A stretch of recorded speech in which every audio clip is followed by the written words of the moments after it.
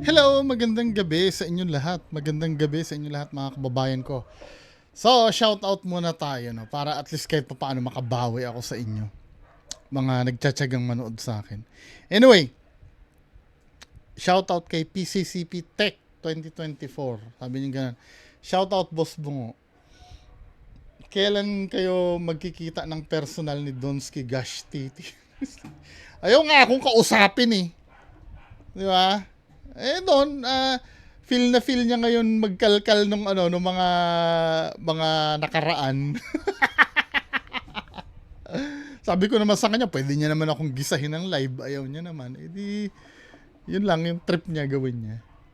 Ito, shout out Sir Jules. Ito si Sir Jules, tropa natin ito eh. Pa-shout out Sir Bungo. Diba?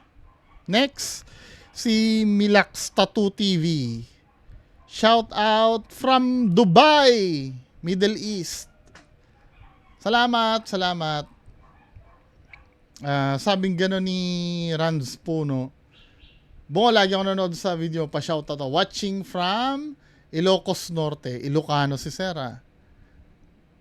Kailan daw kami magkukulab ni Master Gala? Sinabi niya yan eh. Eh ako willing naman ako eh. Eh siya naman yata ang ayaw din, di ba? Anyway, di ko anong trip niya. Sino ba naman ako para magpilit, di ba? Kung ayaw niya naman. Sabi gano'n ni Sir Chris Badajos. Good day daw. Shout out, Sir Chris Badajos. Pusa mo ba yan, Sir? Cute ng pusa mo ha. Sabi ni Sir Michael Mateo, good day, Sir Bungo.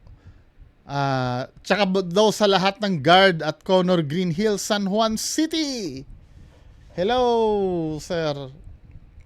Sabi ni Sir Mike Ramirez, ay Sir B pa shoutout, ay Mike Ramirez from Waipahu, Hawaii.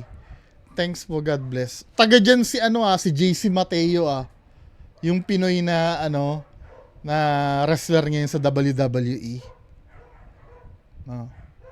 Sabi ni anong name nito? Ilagay niyo yung name niyo pag magpapa-shoutout kayo. Si Sir Saano din Sultan. Shoutout. Maganda sana ma-shoutout ko yung name nyo. Lagay nyo. Sir John Diabe, hello. Habang kumakain daw. Anong ulam mo, sir? Sir Joban Gamyaw, hello. Salamat, Sir Milax Tattoo TV. Sir Neil Lester, hello. Sir Jomar Francis Suryaga, salamat po nanonood. Ma'am Eva Santos, hello. Ma'am Angelica Canino, sabi ganun, totoo ba faith healing? May mga content na ako tungkol dyan eh. Kung nakakagaling ang faith healing, pwede sa placebo side. Yung placebo side, di ba? Kasi may mga sinasabi silang sakit na spiritual, din gagaling, di ba? Pero yung kung ang tatanungin mo sa akin nakakagaling, let's say gamot yung talagang sakit na na medical, wala pa ako na i-encounter. May nagki-claim na napagaling nila pero hindi pa proven. Pero kung ako tatanungin mo, totoo bang faith healing? Oo, sa placebo side, oo. Tsaka scientific, nakakatulong din ang faith healing eh. Yung bang magiging positive ka, yung pag-iisipin mo gagaling ka, nakakatulong din eh. Yung iisipin mo lang na nagagaling ka. Kasi yung pagiging positive, scientifically proven yun na pwede kang pagalingin nun. Aayon yung katawan mo dun sa treatment. Yung pagdadasal, no? Uri ng faith healing yun eh. Yung pagdadasal, yung halimbawa may sakit tapos magdadasal ka na God, sana pagalingin niyo po ako. Hindi man yung, kasi sometimes when you say faith healing kasi ang iniisip na agad natin mga albularyo. Pero ang faith healing kasi, 'di ba, faith, yung pananampalataya mo. Naniniwala naman ako doon. 'Di ba, lalo na kung magdadasal ka sa Diyos, yung faith mo. Pero hindi ko iniisip na halimbawa pag nagdasal ka ngayon, yung magic na mawawala yung sakit. Hindi ganun ang pananaw ko eh. Halimbawa, no? Halimbawa, binaril ka. Tinamaan ka ng bala dito. Eh, nasa gitna ka ng daan. Walang sasaklolo sa'yo. Magdadasal ka. Panginoon ko, tulungan niyo naman po ako dahil nabaril ako. Di ba? Pwede kasing ang gawin ng Diyos doon, may padaanin siyang tricycle doon. Sa di malamang dahilan, dumaan doon yung tricycle. Parang gagawa siya ng way para maidala ka sa ospital. Di ba? Hindi siya magic na yung pag nagdasal ka, tuwing, tuwing, biglang mawawala yung bala sa katawan mo. Hindi ganun. O halimbawa, may cancer ka, no? Dadasal ka, God, pagalingin niyo po ako. Hindi magic, yung pagaganahin niya yung chemotherapy mo. Di ba? Pwedeng ganun. Not exact, kasi iniisip natin eh, palaging magic eh, yung biglang mawawala. Di ba? Ma'am Anjanette Oberita, hello. Anong name mo, sir? RLRR Crash? Sulat niyo yung name niyo sana, no? Ito, pa-shout out si CH Andro. Ito, katulad nito. Oh. Na nasasabi ni sir yung ano niya name. Shoutout Sir B, pabati ng anak ko si Adi Beatrix, birthday niya sa Friday. Oy, happy birthday. Ilang taong ka na Adi Beatrix, ilang taong ka na? 'Di ba? Baka mamaya pag napapamura ako, nanonood ka sa akin ha, papaluin ka ng papa mo. Kasi sorry may mga nagsasabi sa akin yung mga past videos ko. Lalo na yung mga re-upload ko ng gabi. Huwag ka magmura. Wala, hindi ko na mababago yun eh. Mga lumang video kasi ina-upload ko ng 12 AM. 'Di ba? Pero pinipilit ko na mag-improve. 'Di ba? Salamat sa pagsasabi sa akin. Goatlink Cycle Channel, hello. Ma'am Linta Mori, hello. Sabi ni Sir Junius Alcantara, pabati naman mga kapatid ko sina JJ, Darren, Jelly, Yvonne at Aldrain na taga Caloocan City. Salamat po sa inyo. Dami nyo magkakapatid Masaya siguro sa inyo. Sir Emir Crisostomo, hello. Rans Puno, hello po. Si YT viewers, pa-shoutout Rai. Hindi daw siya nag-skip ng ads. Oy, salamat Sir Rai ha. Drawmaker, hello. Sir Rod PC. Si Sir Rod ng Novaliches. Pinagtataka ko lang bakit may expiration yung retoke sa kanya. Hindi, si Sanderford. Ang sabi nung iba, may maintenance kasi yan sir eh. Akala mo yung, halimbawa, niretoke ka na, forever ka ng ganon. Siyempre may mga ipapahid ka pa mga cream dyan. Pag napabayaan mo yan, kahit hindi ka naman niretoke, di ba? Pag napabayaan mo yung mukha mo, papangit din. Hindi, Yan, si Sir Tata Mosquera. Idol Bungo, tagal ko na nagpapa-shoutout sa'yo. Tata Mosquera from Coron, Palawan. Gusto ko magpa-pick sa'yo, Idol. Soon, dito lang din ako, Manila, nagtatrabaho. O, saan ka sa Manila? PM mo nga ako. May location ka ba? Sabi ni Sir Emil Zamora, shoutout from Germany. Ito na, ko na to. Sir Jeffrey de Guzman, hello. So, proceed tayo sa unang video natin.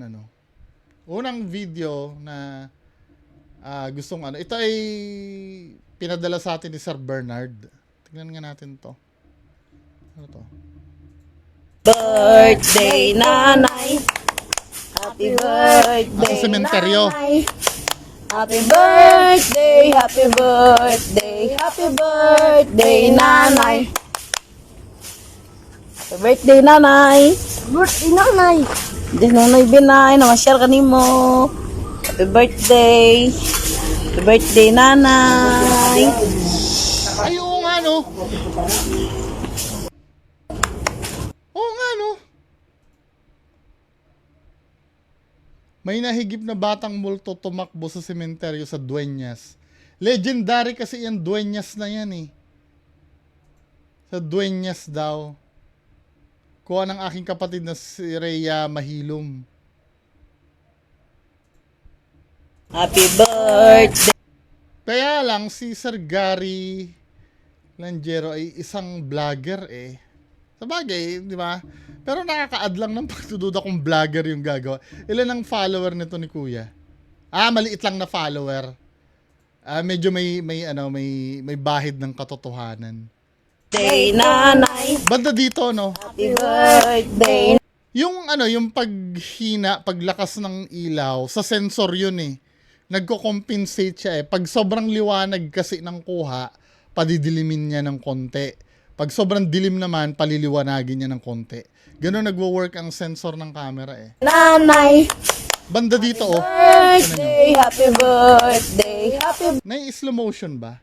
birthday, nanay. Happy birthday, nanay. Birthday, nanay. Ito. Di nonoy binay na ma-share ka nimo. Happy birthday. Happy birthday, nanay. Oo nga no? Pero wait lang ha. Magiging skeptic lang ako ng konti. Bagalan natin yung speed.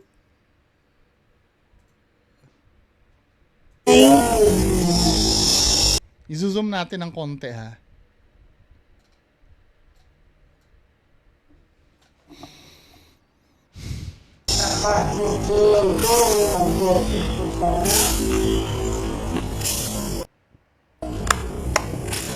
Happy birthday. Ay, na ma-share ka nimo. Nanay. Di nonoy binay na ma-share ka nimo. Happy birthday. Happy birthday, nanay.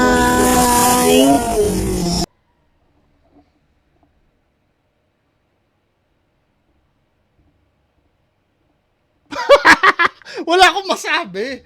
Iniisip ko, baka mamaya shadow lang ng something. Pero hindi. Ano ba, pareidolia ba ito? Medyo compelling ano. Ayoko i-declare paranormal pero compelling siya eh. I-zoom nga natin uli. Uy, good catch ha. Kung totoo man ito, good catch. Happy birthday. Happy birthday, nanay.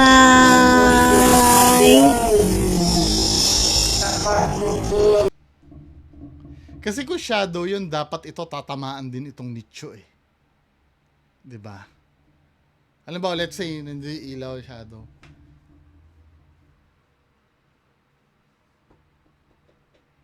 Isa pa. Compelling eh, no? Hindi, ako, sa akin lang yun ha. Malay mo, makaka-offer ko. Baka mamaya mas magaling kayo sa akin na mag-debunk.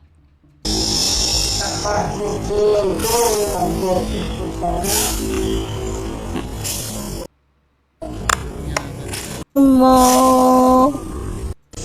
Birthday, nanay. Di nonoy binay. Nawala eh. Share ka nimo. Happy birthday. Happy birthday, nanay. Pwede siguro, ito pwede ha. Pwede, totoong bata yon o totoong tao na biglang yumuko. Kasi kung itatrack mo, medyo pababa yung ulo niya eh. Ang pag-capture kasi, ang standard frame rate kasi, 30 frames per second. Pag sinabi mong 30 frames per second, sa isang segundo, 30 litrato yan na nagsishift. Alam mo yung cartoons? Pag gumawa ka ng cartoons, di ba yung gumagalaw? Yung, di ba magdo-drawing ka na gumagalaw? Pagka ginano mo, tamo ha? Yung parang ganito, may theory ako eh. Hindi, ito, ano lang, kung ito ay bibigyan ko ng scientific explanation. For example, ito, no? Flip drawing, flip cartoons.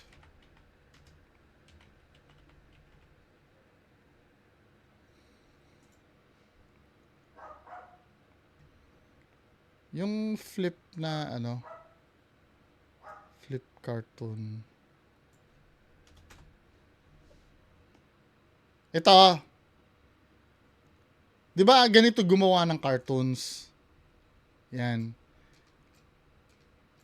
Parang basically, ang digital video kasi ganito rin. Ganito rin ang digital video.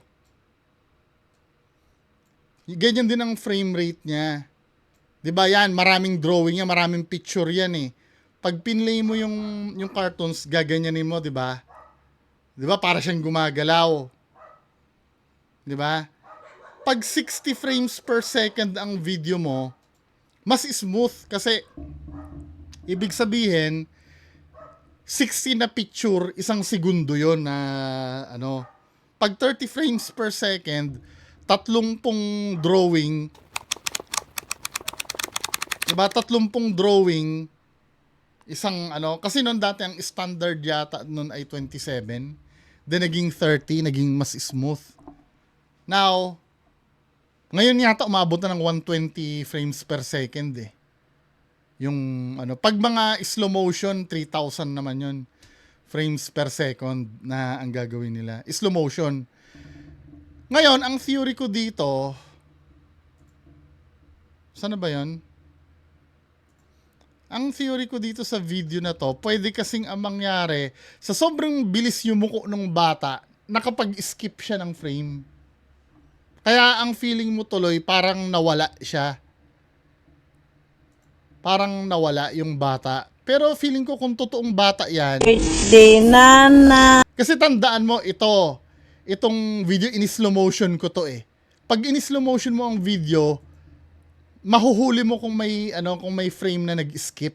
Nana. Ayan oh. Pero kung standard ang ang video,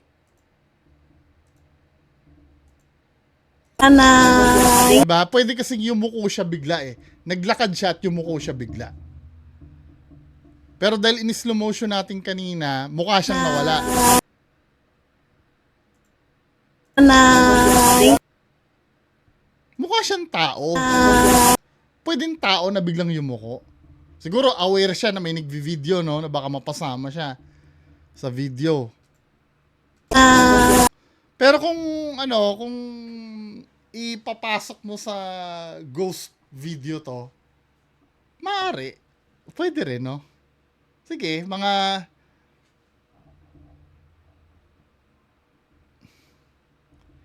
pero kung wala siyang movement na para siyang yumuko, gagawin kong 90% paranormal ito eh. Pero dahil yung movement niya para siyang yumuko, para siyang yumuko, kasi sabay siya do sa sabay siya sa pagliwanag nung nung sensor ng camera eh.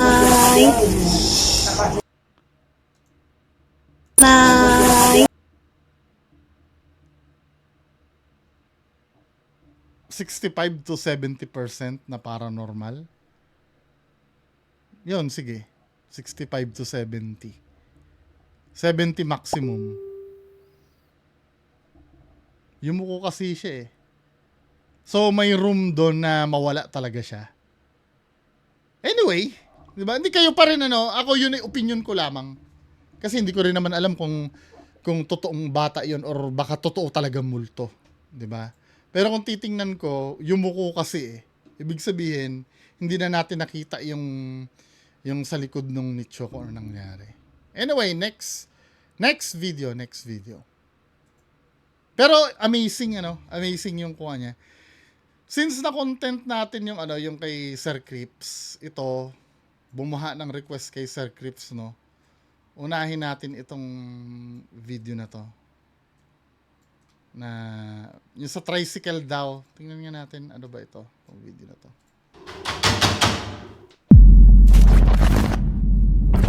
Ang bidyong ito ay ipinadala naman sa atin ng isa sa ating mga viewers sa si Christopher Lee Abad. Nakuha isang gabi habang sila ay nagpapahinga sa labas ng kanilang tahanan nang bigla na lang di umano silang makarinig ng mga yabag at boses, pero wala naman silang nakikitang tao na naroon. Hanggang sa naisipan na nga nila na kumuha ng video at narito ang kanyang nakukanan.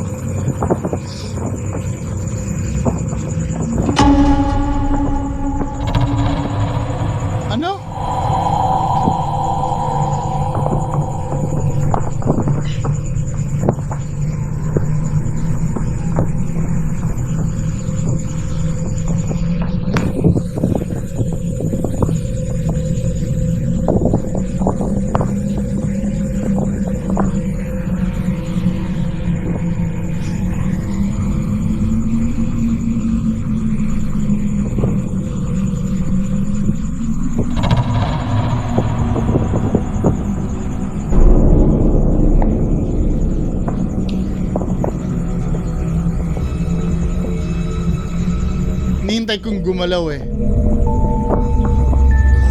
Habang sinusubukan niyang i-record ang di umano yung mga yabag at poses na naririnig nila nung gabing ito, nakuhanan niya mula sa tricycle na ito ang imahe ng animo isang babae So, may reason kung bakit siya nagvi-video, no? Okay yun, sige. na tila ba nagmamasid Pero ito- lang din sa kanila. Hindi eh. Pwede kasing manibela lang ng tricycle to eh. Paridolya ito. Hinihintay ko nga siyang gumalaw eh. Pero kung gagalaw siya, malay mo, multo. Pero, hindi, paano siya naging babae? Ito ulo? Kung ito'y ulo, paridolya ito.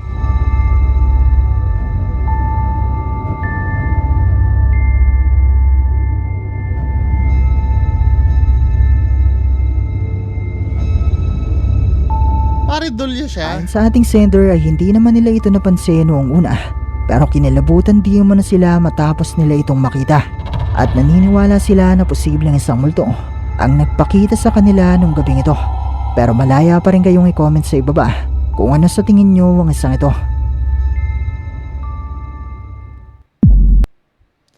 Hindi eh. O, next video. Kay Sir Crips uli. Ito naman.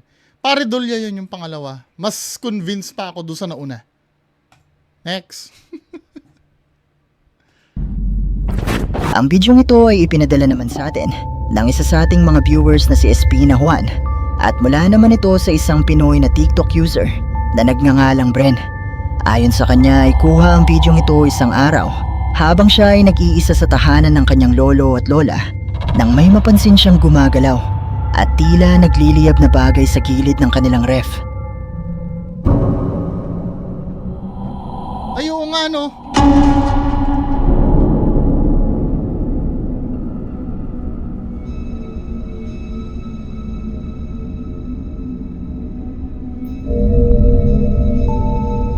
Sabi niya ganun, I'm the only one in my grand's house.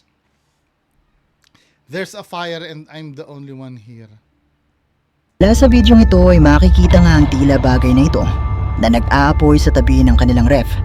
Pero ang pinaka nakapukaw ng atensyon ng mga taong nakapanood ng bidyong ito ay ang tila ulo ng isang tao na sumisilip mula sa bahaging ito. Totoo naman, may apoy naman talaga. May apoy naman talaga. Pero feeling ko, lola mo lang yan na nakatayo na may ginagawa dyan eh. Kung ano man yung apoy na yon hindi ko alam. Pero, sa likod kasi ng Reptomen eh. Tsaka unang-una, Naniniwala let's say kababalaghan yun granting na kababalaghan yun. Ba't parang hindi ka naman nataranta?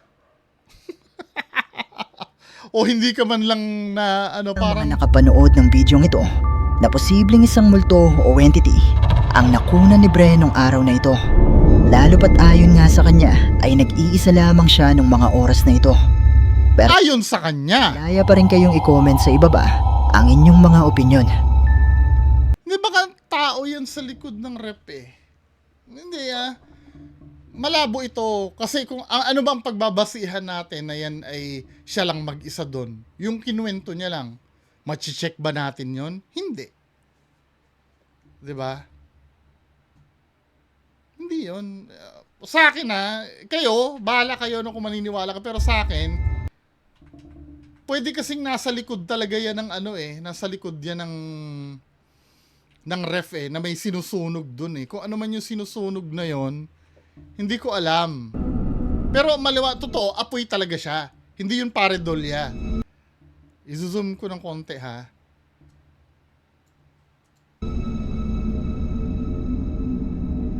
Kasi maliwanag may tao sa Mula sa bidyong ito ay makikita nga ang tila bagay na ito na nag-aapoy Kasi may reflection din yung ilaw doon sa salamin. sa tabi ng kanilang ref. Tapos meron talagang tao dito sa gilid. Hindi to paranormal. Talagang may tao lang doon na may nagsindi. Kung ano man yung sinindi na yon, hindi ko alam. 'Di ba? Hindi siya paranormal. Now, ito ha, kung paniniwalaan nyo yon, sige, go ahead. Kalayaan nyo pong maniwala sa gusto nyong paniwalaan.